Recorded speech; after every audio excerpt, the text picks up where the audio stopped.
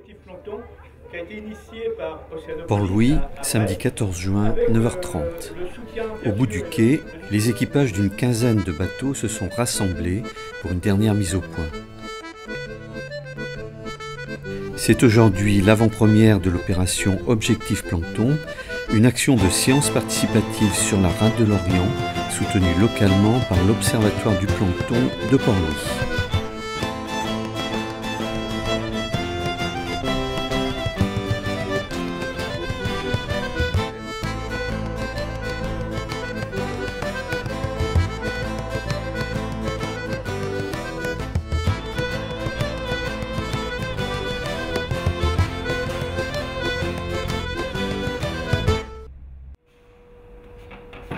Tout a commencé quelques semaines auparavant dans les locaux d'Océanopolis.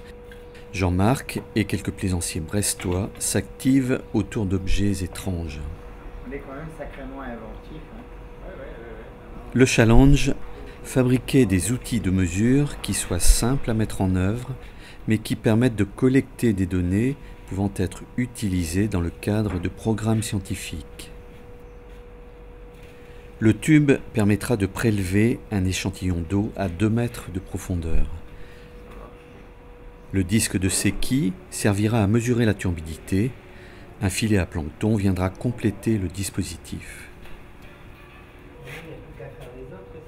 Du côté de l'Institut IEM, on a des moyens à la mer qui sont limités. On a 1-2 bateaux stations. Et donc le problème auquel on est confronté, c'est qu'il nous est impossible d'échantillonner de manière synoptique, simultanée, différents points de la rade de Brest. La rade de Brest étant un objet d'étude ou une zone d'étude privilégiée de l'Institut. Et donc là, c'est une opportunité unique avec des plaisanciers de pouvoir à un instant T avoir une image de la distribution du plancton et de quelques paramètres physico-chimiques en rade de Brest. On s'intéresse beaucoup à comprendre comment l'écosystème planctonique marche, parce que c'est un écosystème qui est très important pour le climat, en fait, pour le maintien du climat planétaire, et qu'on connaît très mal. Et donc, Objectif Plancton, c'est un projet extrêmement intéressant, parce qu'on va essayer de faire récolter du plancton en fait, à des citoyens. C'est ainsi que le 21 juin, l'opération Objectif Plancton est officiellement lancée. Avec l'aide de l'Amicale des plaisanciers, plus de 15 équipages ont été mobilisés. Ils reçoivent les dernières instructions pour l'utilisation du disque de Secchi, du tube de prélèvement et du filet à plancton.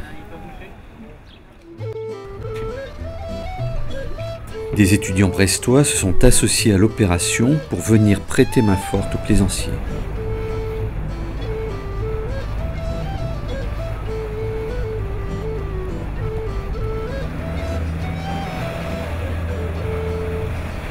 Les bateaux font route dans la bonne humeur, l'initiative motive les équipages.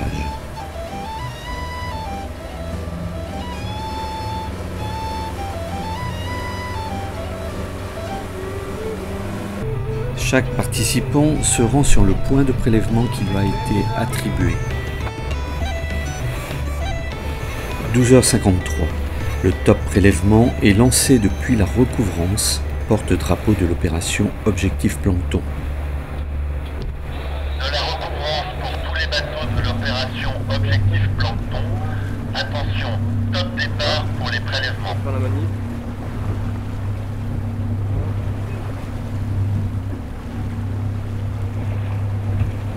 Là on le voit, non? Là on commence à le voir. Ouais. Donc il y a 3 mètres, il y a 2 mètres entre les deux. Avec ses 180 km², la rade représente un espace varié et complexe. Pour la première fois, elle va être observée et échantillonnée de façon simultanée en 17 endroits.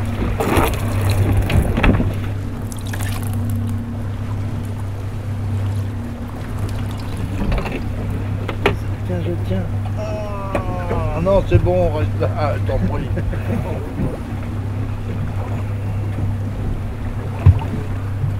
C'est bon là, non? Là on est bien là, non? 3 mètres, 4 mètres.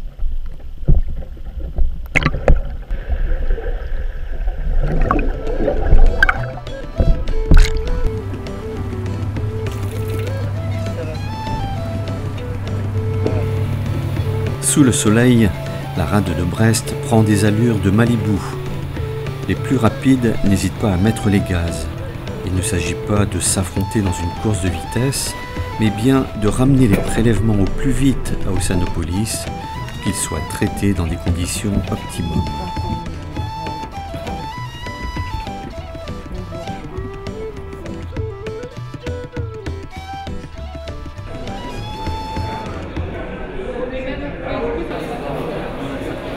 Je ne savais pas que c'était aussi dense, loin de là. Naviguer sur l'eau, c'est aussi ne pas voir ce qu'il y a sous l'eau.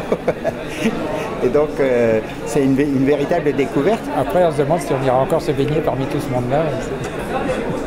Ceux qui boivent la tasse, ils sauraient bien de voir ce qu'ils avalent. C'est joli. Ce qu'on voit là sur les écrans, c'est fantastique. La nature est belle, c'est beau, c'est extraordinaire. Ça nous implique en fait, du coup, ça nous oblige à nous intéresser, puis ça, on voit notre pêche. Alors c'est des copépodes, ils sont adultes, ils sont jamais plus gros que ça. La nourriture la plus importante de l'océan, puisqu'on dit que les spras, les anchois, les sardines, tous les poissons fourrages qui servent de nourriture aux prédateurs se nourrissent essentiellement des copépodes. C'est magique. On avait une explication en continu.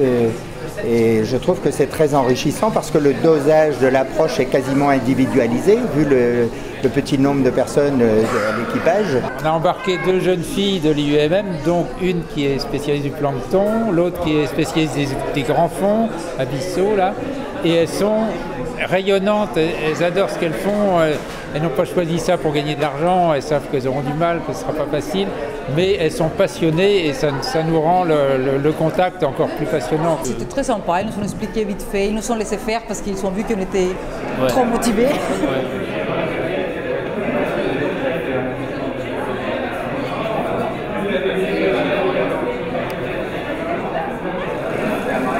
Récupérer les échantillons que les plaisanciers viennent de nous ramener et donc je les filtre pour concentrer ce qui est contenu dans la bouteille qui a été ramassée avec un fil à plancton et le but c'est de concentrer sur des filtres, c'est très fin et on récupère à peu près tout ce qu'il y a là-dedans sur des filtres et donc le système c'est avec une pompe à vide qui aspire par en dessous. Les échantillons conditionnés permettront l'étude de la biodiversité du phytoplancton à travers 2 approches complémentaires. La station biologique de Roscoff réalise une étude génétique en s'intéressant à une courte séquence d'ADN. Cette méthode qualitative permettra d'identifier précisément les espèces présentes dont certaines sont inconnues pour l'instant. En filtrant l'eau collectée avec le tube de prélèvement, l'IUEM étudie les pigments photosynthétiques des organismes planctoniques. Cette technique permettra de mettre en avant les groupes d'espèces présents et de les quantifier.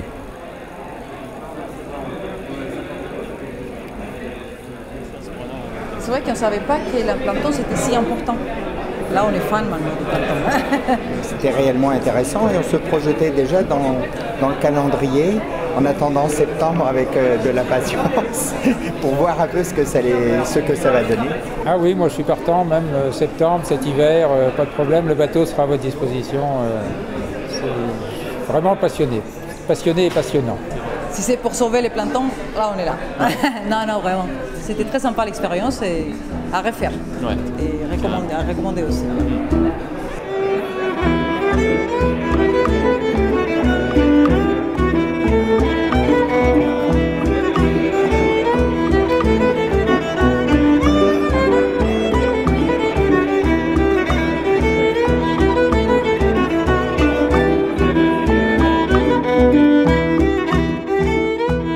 Énormément à la science citoyenne. Je pense que ça doit aller. Là, on commence en fait avec l'objectif plancton. J'espère que ça amènera à d'autres projets aussi, à plus large échelle, plus fréquemment, et que ça deviendra même presque que chacun ira pêcher son plancton. Tous les gens de la mer en fait devraient avoir une petite valise à plancton à un moment donné.